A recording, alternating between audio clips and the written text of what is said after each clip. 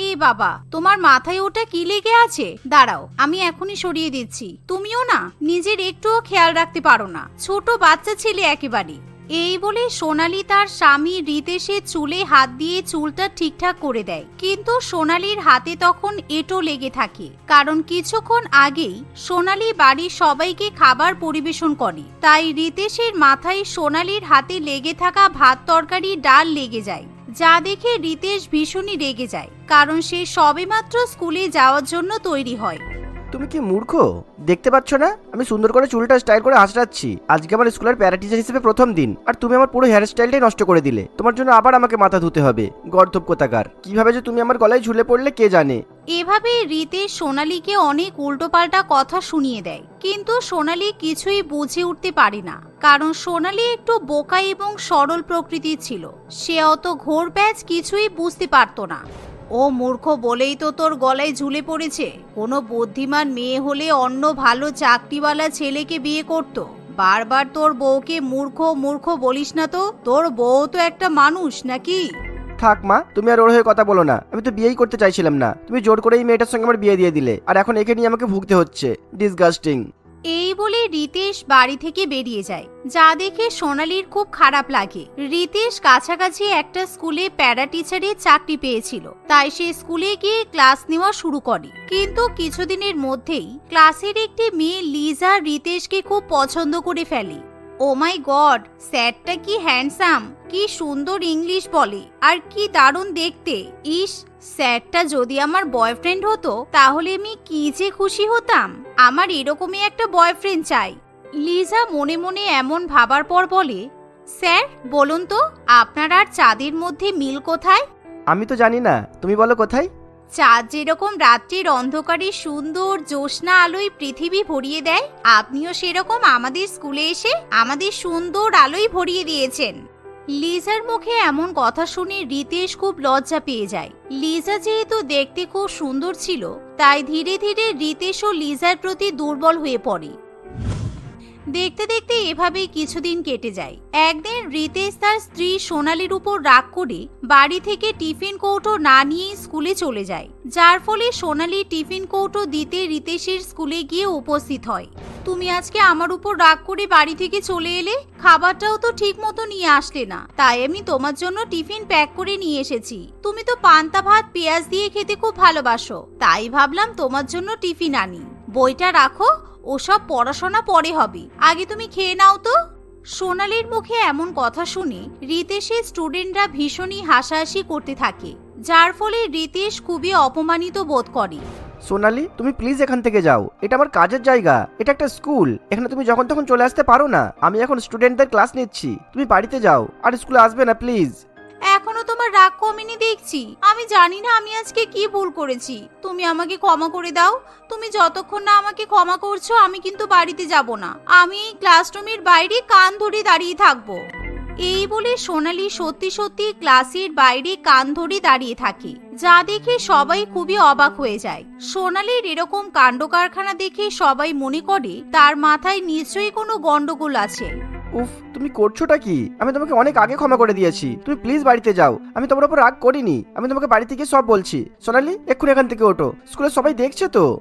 এরকম বুঝিয়ে সুঝিয়ে রিতেশ কোনো রকমে সোনালীকে বাড়িতে পাঠিয়ে দেয়। কিন্তু সেদিন প্রথমবার রিতেশ স্যারের বউকে দেখার পর লিজার মনে মনে খুবই হিংসা হয়। ওরকম একটা মূর্খ মেয়ে এত সুন্দর হ্যান্ডসাম একটা ছেলে পেয়ে গেল। অত বোকা মেয়ে যদি এরকম সুন্দর ছেলে পেতে পারে, তাহলে আমি ফেল করি কেন ভালো ছেলেকে বিয়ে করতে পারবো না? আসলে লিজা ক্লাস 11-এ পড়তো। সে বেশ কয়েকবার পরীক্ষায় ফেল করে একই ক্লাসে থেকে যায়, তাই লিজার বয়স এখন 19 হলেও সে এখনো পর্যন্ত ক্লাস 11-এ পড়ে। লিজা মোটেই পড়াশোনা করতে চায় না, সে সবসময় বিয়ের কথাই চিন্তা ভাবনা করে। সেদিন বিকেলে রিতেশ বাড়িতে ফিরে গিয়ে নিজের স্ত্রীকে খুবই বকাবকি করতে থাকে, কিন্তু এমন সময় হঠাৎই বাড়িতে কলিং বেল বেজে ওঠে। রিতেশ দরজা খুলে একজন স্যুট-বুট পরা ব্যক্তি এবং লিজাকে দেখতে পায়। শুনলাম আপনি নাকি আমার মেয়ের স্কুলের নতুন টিচার। দেখুন, আমার মেয়ে আসলে ইংলিশে একটু কাঁচা, তাই আমি চাই আপনি আমার মেয়েকে হোম টিউশন দিন। এমনি আমার মেয়ে নিজেই আপনাকে টিচার হিসেবে পছন্দ করেছে। আপনাকে মাসে 10,000 টাকা করে স্যালারি দেওয়া হবে, তাই আপনার যদি কোনো আপত্তি না থাকে। ও মাই গড, আমাকে 10,000 টাকা করে একটা বাচ্চা পড়ানোর জন্য দেবে? দারুণ ব্যাপার তো। এই স্কুলের প্যারা টিচার হিসেবে আমি মাত্র 8,000 টাকা পাই, সেখানে আমি লিজাকে পড়ালে এর থেকে বেশি টাকা পাবো? হ্যাঁ হ্যাঁ নিশ্চয়ই, আমি তাহলে আজকে থেকেই লিজাকে পড়ানো শুরু করে দেবো। লিজা, তুমি ঘরে গিয়ে বই খাতা খুলে বসো, আমি একটু বাদেই আসছি। রিতেশের কথা শুনে লিজা অত্যন্ত খুশি হয়। পরের দিন থেকে রিতেশ লিজাকে পড়ানো শুরু করে দেয়, কিন্তু প্রথম দিন স্যারের কাছে পড়তে এসেই লিজা তার ব্যাগ থেকে একটা গোলাপ এবং চকলেট বার করে রিতেশের হাতে ধরিয়ে দেয়। এই যে স্যার, এটা আপনার জন্য। আমি ভাবলাম আপনার হয়তো সাদা গোলাপ খুব পছন্দ হবে, তাই আমি আপনার জন্য স্পেশালি নিয়ে এসেছি। লিজার মুখে এমন কথা শুনে রিতেশেরও খুব ভালো লাগে। রিতেশ তখনই লিজার হাত থেকে চকলেট এবং গোলাপ দুটোই নিয়ে নেয়, কিন্তু ঠিক এমন সময় সোনালি সেখানে 1 গ্লাস দুধ নিয়ে এসে হাজির হয়। এই নাও লিজা, তুমি এই দুধটা খেয়ে নাও, তাহলে তোমার পড়াশোনায় ভালো করে মন বসবে। বাচ্চাদের তো দুধ খেতে হয়, না হলে পড়াশোনায় কিছু মনে থাকবে না। আমাদের একদম পাশের বাড়ির গরুর দুধ, একটু আগেই দুধ দুয়ে নিয়ে আসলাম। ও মাই গড স্যার, আপনার ওয়াইফ কি একটু মেন্টাল আছে? আমি তো এরকম মানুষ প্রথমবার দেখছি। আমার কিন্তু আপনার ওয়াইফের সঙ্গে ভীষণ আনকমফোর্টেবল ফিল হচ্ছে। উফ সোনালি, তুমি লোকের সামনে এভাবে যখন তখন এসে পড়ো না, মানুষ খারাপ ভাবে তো। আর তোমার কোনো বুদ্ধি নেই? লিজা এত বড় মেয়ে হয়ে এখন দুধ খাবে? যাও, ওর জন্য চা কিংবা কফি বানিয়ে নিয়ে এসো। না থাক স্যার, আমাকে যদি চা খেতেই হয় তাহলে আমি আপনার হাতের বানানো চা খাবো। এই মহিলার হাতের বানানো চা আমি একদমই খেতে চাই না। ওনার মাথায় নিশ্চয়ই কোনো গন্ডগোল আছে, উনি যদি আমার চায়ে কিছু মিশিয়ে দেন। এমন সময় লিজাকে ইমপ্রেস করার জন্য রিতেশ নিজেই চা করতে চলে যায়। রিতেশকে এভাবে একটা স্টুডেন্টের জন্য চা করতে দেখে সোনালির খুবই খারাপ লাগে, কারণ বিয়ের পর থেকে রিতেশ কখনো সোনালির সঙ্গে ভালোভাবে কথা পর্যন্ত বলেনি। সেই জায়গায় রিতেশ তার ছাত্রীর জন্য নিজে হাতে চা বানিয়ে নিয়ে যায়। চা খেতে খেতে রিতেশ এবং লিজা দুজনেই গল্প করতে থাকে, যা দেখে সোনালি মনে মনে ভাবে, হে ঈশ্বর, তুমি যে আমাকে কেন মূর্খ বানালে?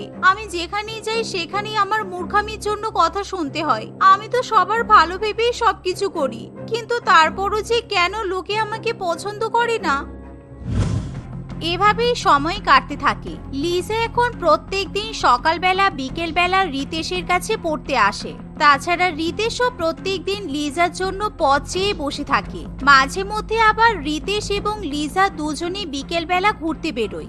কি ব্যাপার বৌমা, আর কতদিন তুমি অগোছার মূর্খ হয়ে বসে থাকবে? এদিকে তো অন্য কেউ দেখছি তোমার মুরগি নিয়ে চলে যাচ্ছে। আরে নিজের মুরগি বাঁচাতে গেলে একটু শিয়াল হতে হবে, গাধা হয়ে থাকলে হবে না। হ্যাঁ মা, আমিও তাই ভাবছি। প্রত্যেকদিন আপনার ছেলে ওই ছাত্রীটার জন্য বই কিনতে চলে যায়, কিন্তু আমার জন্য তো একটাও বই কিনে আনে না। মানছি আমি মূর্খ, কিন্তু আপনার ছেলে তো আমাকেও একটু বই টই পড়াতে পারে বলুন। মরণ, আমার ছেলে বই কিনতে যাচ্ছে না, অন্য কারোর মন নিতে যাচ্ছে। তুমি ওই মেয়েটার রিতেশকে দেখে বুঝতে পারছো না? ওদের মধ্যে নিশ্চয়ই কোনো চক্কর চলছে। এবার তুমি একটু নিজে কিছু বলতে শেখো, না হলে পরে ঘটি হারাবে। শাশুড়ি মায়ের কথা শুনে সোনালির হুঁশ ফেরে, কিন্তু সোনালি কি করবে কিছুই বুঝে উঠতে পারে না। ঠিক এমন সময় রিতেশ আবার লিজার সঙ্গে ঘুরতে যাওয়ার জন্য বাড়ি থেকে বেরোবে বলে ঠিক করে, যা দেখে সোনালি নাটক করতে গিয়ে সত্যি সত্যি সিঁড়ি থেকে পড়ে যায়। ওরে বাবারে, কি জোরে লাগলো! মাগো, আমি থাকতে পারছি না। ওগো শুনছো, আমার পাটা মনে হয় ভেঙে গেল। তুমি একটু আমার জন্য বরফ এনে দাও না। নাও, আবার তোমার স্টুপিড বউটার ন্যাকামো শুরু হলো। নাটক দেখলে বাঁচা যায় না। চলো, আর দেরি করো না, এমনিতেই কিন্তু অনেক লেট হয়ে গেছে। এই বলে লিজা এবং রিতেশ বাড়ি থেকে বেরোতে যাবে এমন সময় সেখানে অনিমা দেবী চলে আসে। কিরে, তোর বউ পা মুচকে পড়ে গেছে আর তুই তোর ছাত্রীর সঙ্গে ঘুরতে যাচ্ছিস? তোর লজ্জা শরম বলতে কোনো বস্তু নেই বল?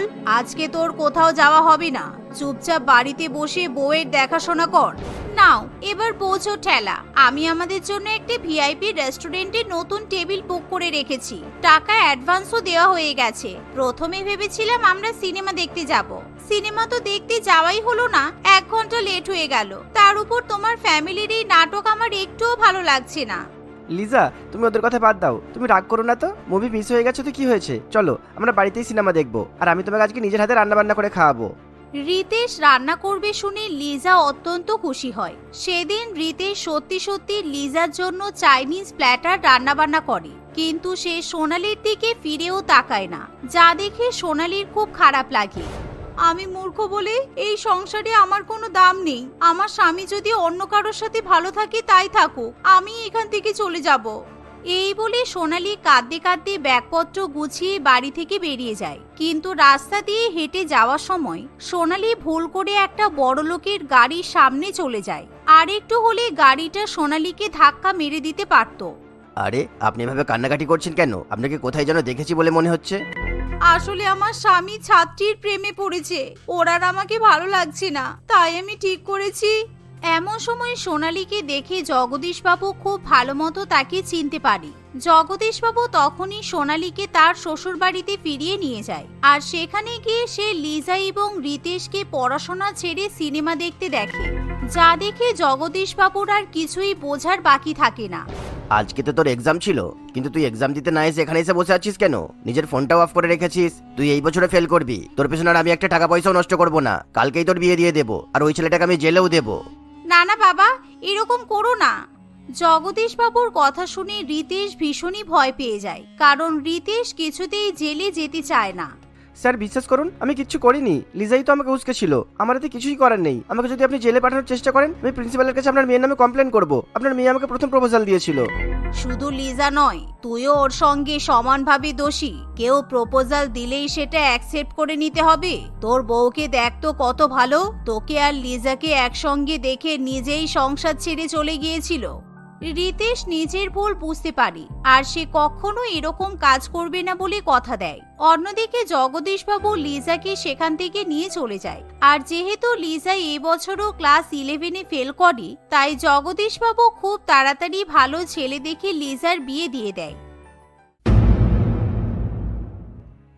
বীরশিবপুর গ্রামে পূর্ণিমা তার স্বামী বলরাম এবং শাশুড়ি মা চৈতালি দেবীর সঙ্গে বাস করত। পূর্ণিমাদের আর্থিক অবস্থা খুব একটা ভালো ছিল না। পারিবারিক অভাব অনটন মেটাতে তাকেও বলরামের সঙ্গে কাজে বের হতে হতো। বলরাম লোকের জমিতে দিনমজুরির কাজ করত।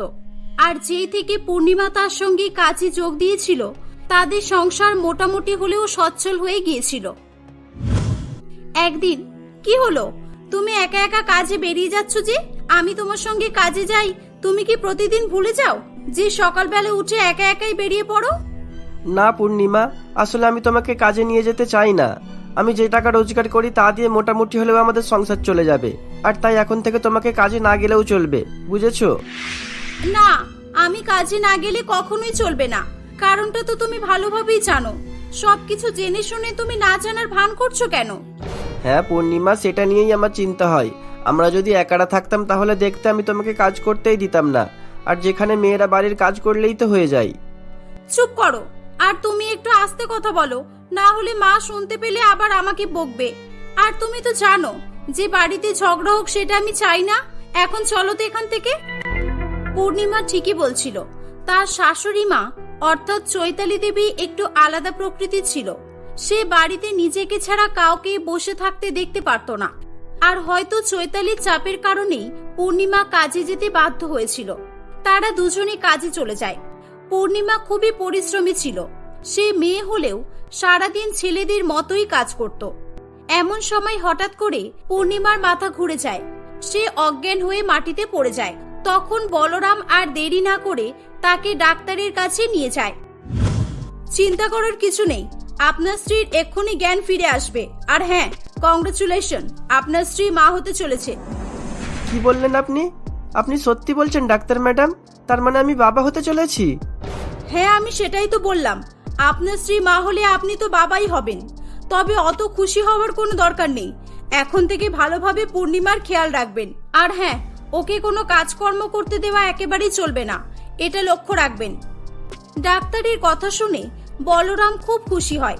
সে পূর্ণিমাকে নিয়ে বাড়ি ফিরে আসে। বাড়িতে এসে সেই খবরটি সে তার মাকে বলে। চৈতালি দেবী এটি শোনার পর বলে, হ্যাঁ, তা এতে এত খুশি হওয়ার কি আছে? ও কি পৃথিবীর প্রথম মা হচ্ছে নাকি যে ওকে মাথায় তুলে নাচতে হবে, দিনরাত ঝালমুড়ি ফুচকা রাজভোগ এনে খাওয়াতে হবে? কিন্তু মা, আমি এগুলো কখন বললাম? আর মা আমরা অসহায়, দরিদ্র। আমিও জানি যে ওকে আমরা রাজভোগ খাওয়াতে পারবো না, কিন্তু ওর খেয়াল তো রাখতে পারবো। খেয়াল মানে এখন কি তুই বউয়ের গোলাম হয়ে ওর পা টিপে দিবি নাকি? নাকি আমাকে দিয়ে পা টেপানোর কথা ভেবেছিস? ওহ মা, তোমাকে বলি এক আর তুমি বোঝো এক। আমি এগুলোর কোনোটাই করব না। তবে কাল থেকে একটা কাজ করব, আমি ওকে কাজে নিয়ে যাব না, কারণ ওর এখন রেস্টের প্রয়োজন। তাই ও আর মাঠে কাজ করতে পারবে না, বুঝেছো? কেন, কাজ করলে কি ও মরে যাবে নাকি? আর শোন, তুই কি করবি সেটা আমি জানি না, ঠিক আছে? আমার প্রতিদিন দুজনের কাজের টাকা মানে 500 করে টাকা চাই। আর তুই কোথা থেকে নিয়ে আসবি সেটা আমি দেখতে যাব না। এই বলে রাগ করে চৈতালি দেবী সেখান থেকে চলে যায়। চৈতালি দেবীর স্বভাব চরিত্র এরকমই, সেটা আগে থেকেই সকলে জানতো, কিন্তু এরকম সময়েও সে যে এমন কথা বলবে এটা তখন কেউ ভাবেনি। কিছুক্ষণ পর পূর্ণিমা বলরামকে বলে, কি দরকার ছিল মাকে ওরকম করে বলার? তুমি তো জানো মা কখনোই আমাদের কোনো কথা শোনে না। বলবো না তো কি করব? মায়ের আমাদের প্রতি কোনোই মায়া নেই, শুধু টাকার প্রতি লোভ। এখন তুমি অসুস্থ, তোমার পাশে তো থাকতে হবে আমাদের। প্রয়োজনে আমি একাই ডবল কাজ করে মাকে টাকা এনে দেব, তবু আমি তোমাকে আর কাজ করতে দেব না। বলরাম পূর্ণিমাকে খুবই ভালোবাসতো। বলরামের মন খারাপ দেখে পূর্ণিমা হাসতে হাসতে তাকে বলে, ও তার মানে শুধু গর্ভবতী হলে কাজ করাই মানা আছে, আর কোনো কিছু মানা নেই তো? আমার চেয়ে এখন আরো কিছু লাগবে? অনেক কিছু মানে? আমি ঠিক বুঝলাম না, তুমি কি বলতে চাইছো? দয়া করে আমায় খুলে বলো প্লিজ। আমার সাধ্যের মধ্যে থাকলে আমি অবশ্যই করব। তুমি একেবারেই বুদ্ধু। তুমি এটাও জানো না যে গর্ভবতী অবস্থায় থাকলে কিছু খেতে ইচ্ছে করে? আর আমার এখন ফুচকা খেতে ইচ্ছে করছে।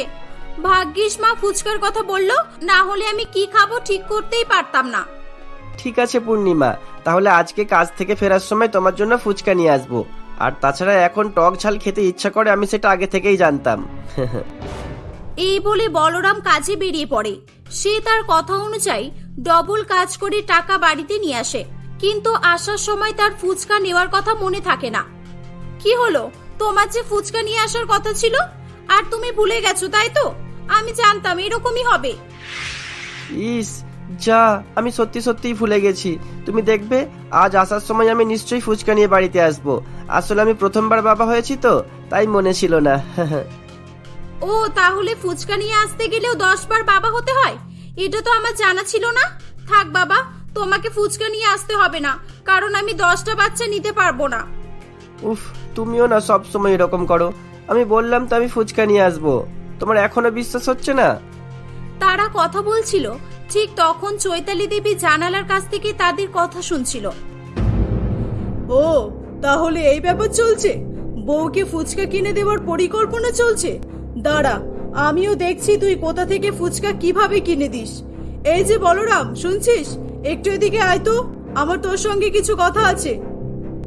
চৈতালি দেবীর ডাকার আওয়াজ পেয়ে বলরাম সেখানে আসে। তাকে দেখে চৈতালি দেবী বলে, বাবা শুনছিস, এই কদিন আমার টাকার খুব প্রয়োজন। আসলে আমি একটু অসুস্থ হয়ে পড়েছি, তাই ভাবছি কিছু ফল টল কিনে খাবো। তুই আজে বাজে কোনো কিছুতে টাকা খরচ করবি না, কেমন? সব টাকা এনে আমার হাতেই দিবি। কিন্তু মা, আমার যে আজ 50 টাকা লাগবে। পূর্ণিমা ফুচকা খাবার শখ করেছে, তাই আমি ভাবছি আসার সময় ওর জন্য ফুচকা নিয়ে আসবো। কি এখন মায়ের থেকে বউ বড় হয়ে গেল? আমার শরীর অসুস্থ, আমি ফল খাবো বলছি, সেটার জন্য টাকা দিতে পারবি না? আর বউয়ের রাজকীয় শখ মেটাতে ওকে ফুচকা কিনে দিবি? মা, তুমি কি সব উল্টোপাল্টা কথা বলছো? আমি কি ওকে রোজ রোজ ফুচকা কিনে দিচ্ছি নাকি? একবার শখ করেছে তাই তো ভেবেছি। দেখ, একটা কথা শুনে রাখ, গরিব ঘরে এইসব শখ টক শোভা পায় না। আমি টাকা দিতে বলেছি মানে তোকে সব টাকা আমার হাতেই দিতে হবে। যদি তুই একটা টাকাও নিজের কাছে রাখিস, তাহলে আমি তোকে এই বাড়িতেই রাখবো না। থাক মা, এই বাড়িতে থাকার আমারও প্রয়োজন নেই। এই বলে বলরাম সেদিন পূর্ণিমাকে নিয়ে সেখান থেকে চলে যায়। সে বেরিয়ে তো পড়েছিল, কিন্তু কোথায় থাকবে, কি করবে, সে কিছুই ভেবে পাচ্ছিল না। তারা যেমন তেমন একটি ভাড়া বাড়ি খুঁজে নেয় এবং সেখানেই থাকতে শুরু করে। এভাবে বেশ কয়েকদিন কেটে যায়। বলরাম একা কাজ করে বাড়ি ভাড়া দিয়ে সংসার চালিয়ে উঠতে পারছিল না।